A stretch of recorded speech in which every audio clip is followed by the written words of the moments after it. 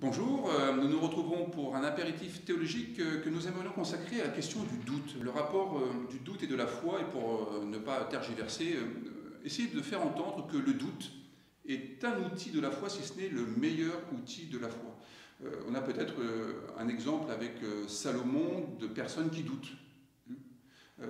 Quand il vient de construire le temple de Jérusalem, au premier livre des rois, chapitre 8, il s'interroge, est-ce que vraiment le roi des rois, le seigneur des seigneurs, celui que même les cieux et la terre ne peuvent contenir, habiterait dans cette maison faite de mains d'hommes?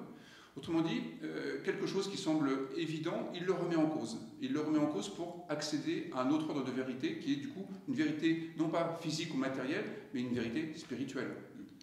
Mais alors, nous, aujourd'hui, avons-nous le droit de douter?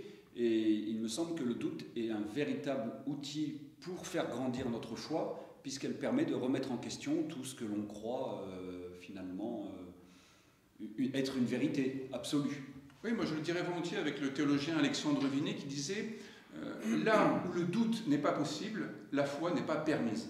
Parce qu'en fait, s'il n'y a pas ce travail du doute qui remet en question des vérités qu'on pensait établies, qui ne le sont pas forcément, je veux dire, pendant des siècles et des siècles, on a dit que Dieu était tout-puissant, un travail théologique un peu sérieux montre que Dieu n'est pas tout-puissant. Donc ça, c'est vraiment le travail du doute qui remet cela en cause.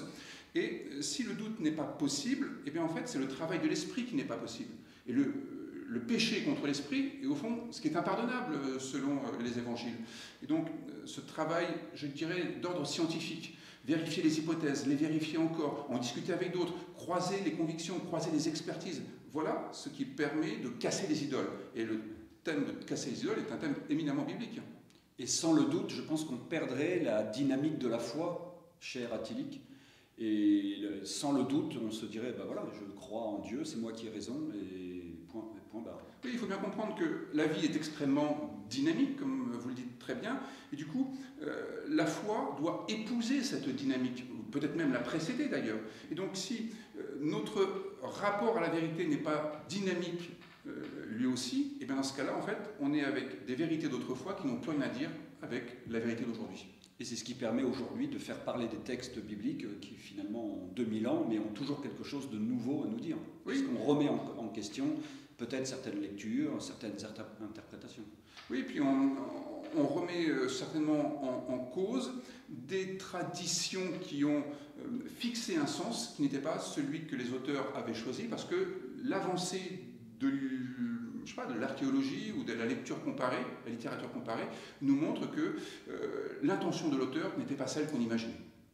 Donc, n'ayez pas peur du doute, c'est certainement pas l'ennemi de la foi, mais bien au contraire, une aide précieuse, le serviteur de la foi. À demain pour un autre apéritif théologique. À demain, merci.